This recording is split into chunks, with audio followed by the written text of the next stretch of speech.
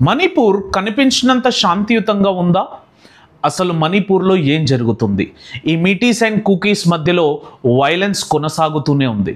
దీనంతటికీ కారణం 2023లో Meiteis community scheduled tribe status demand చేయడం జరిగింది.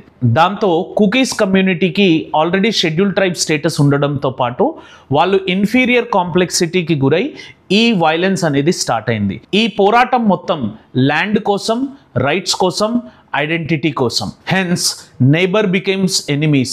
Violence exploded. Clashes broke out.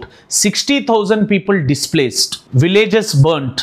Roads became war zones. Last year president rule పెట్టినప్పటికీ గన్ వైలెన్స్ అయితే తగ్గడం జరిగింది, కానీ violence is not made from gun. Violence comes out from the minds of the people. ఇంత జరుగుతున్న prime minister and home minister దీని గురించి మాట్లాడకపోవడం ఆశ్చర్యం. అయ్యా ప్రైమ్ మినిస్టర్ గారు, లుకిస్ట్ పాలసీ, యాక్టిస్ట్ పాలసీ తర్వాత ఫస్ట్ లుక్ నార్త్ ఈస్ట్.